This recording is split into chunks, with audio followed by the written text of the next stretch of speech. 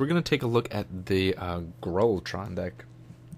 Now this is kind of an interesting thing. This is the only Tron deck that I've personally seen show up in daily events during my time tracking Pauper. This came about well before there was any discussion about banning Cloud Post. This may have actually been, I'd have to look, but it may have actually been even before the last set of bannings.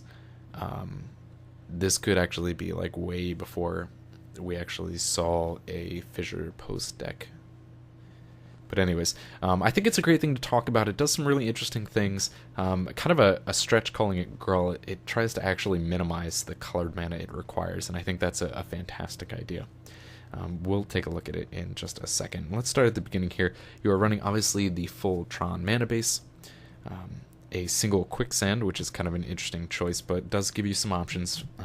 You know, it's a Gruul deck, which is maybe an exaggeration of the name because the only red card it's running is Karavek's Torch, and green doesn't really have anything to deal with creatures. So a single Quicksand, I guess it gives you some value, but I do kind of question what one creature kill could do.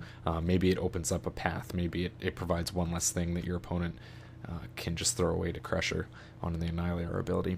Deck also runs a full set of Haunted Fengraf, which I think is kind of cool. It requires quite a lot of mana to activate this ability to return a creature, but you should be able to generate that off of the Tron lands, and I think it gives you great opportunity. You know, the win condition here is pretty effectively going to be Ulamog's Crusher, and this gives you a pretty good chance of getting it back once your opponent, say, Doomblades that Crusher. So, you know, you're only running 8 creatures. It's running 4 Vanguard Marauders and 4 Ulamog's Crushers. So the odds are that you're only going to have one card in your graveyard that is a creature. So the return a creature card at random part isn't going to be so critical because that one creature is going to be returned since it's the only one there. And then it does run 2 forests. You know, again, it is Gruul, only has a single red card. So throwing in a couple of forests is a really good idea just so you can actually manage to hit some of these green casting costs. Now let's jump over here real quick. Obviously, win conditions, you're looking mostly at Crusher.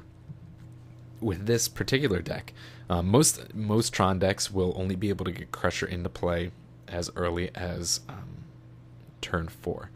But this particular deck, which was obviously something that a post could do, this particular deck is going to actually be able to, in an ideal draw, get Crusher into play as early as turn 3.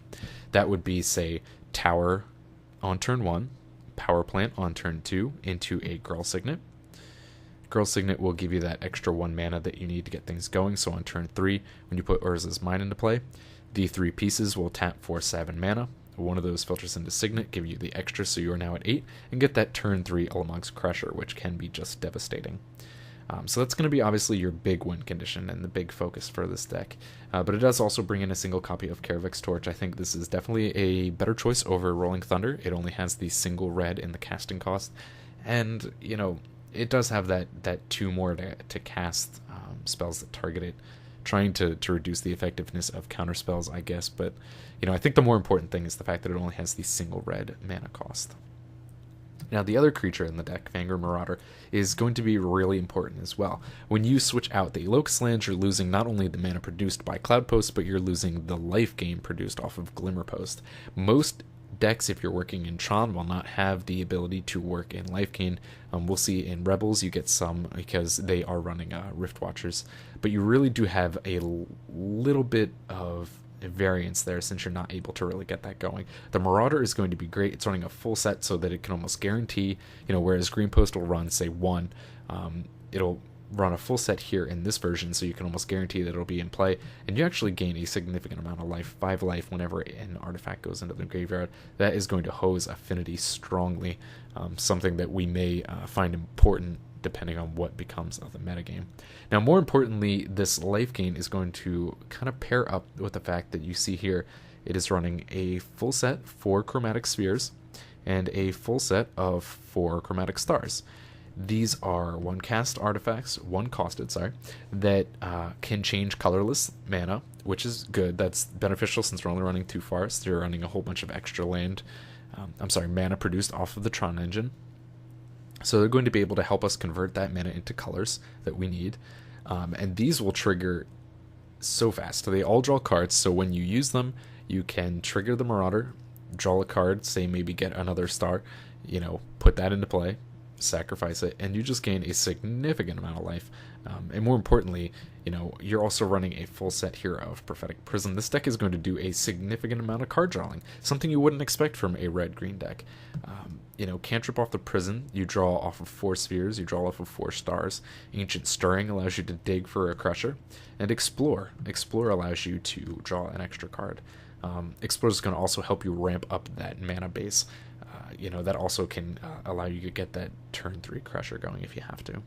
Expedition Map also going to help you reduce the number of lands in your deck and increase the odds that you find something more effective. Same with Reap and Sow. Again, obviously the land destruction part of that is not necessarily as powerful as it used to be in an environment with Cloud Post mana engine, but it's still going to be beneficial.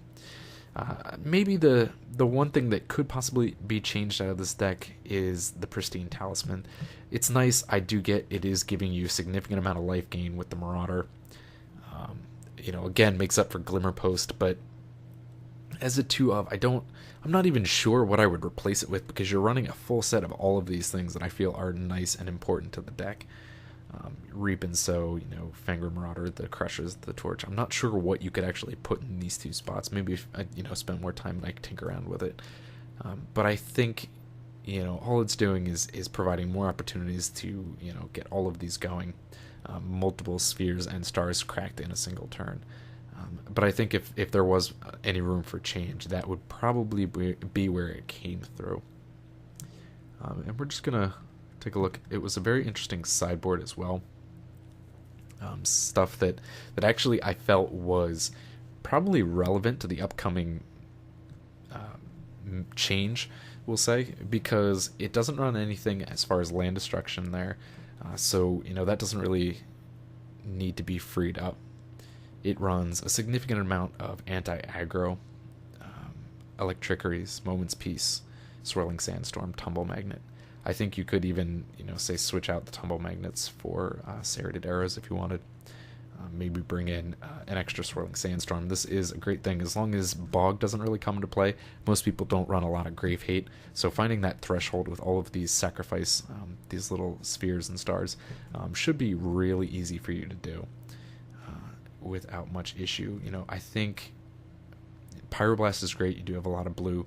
Maybe bringing in a couple extra Ancient Grudges wouldn't be terrible, just because of the fact, or just even any other additional artifact hate. You do get a lot of value off of the Vanguard Marauder actually in that matchup, so I don't know. I really like this deck. I think it has a lot of potential, I want to say. I think maybe it's going to struggle against Mono Black Control. Mono Black Control usually is a deck that runs very few creatures and very heavy creature destruction. So for them to find, they need to find 4 kill spells for Crushers, and then essentially at least 4 more. They need a total of 8, because you can get it back off the Fengraf. Marauder actually even too. So if you wanted to say at most they need 12, that's not necessarily something that is hard for them to come by, because of Doomblades and whatnot. I don't know. I think it is a really cool deck. Some decent potential in the upcoming metagame. We're going to see if we can't take some of the other 8-post decks that are already out there, see if maybe adding a Tron mana base to them will provide something efficient. Yeah, efficient. That's what I'm going to go with.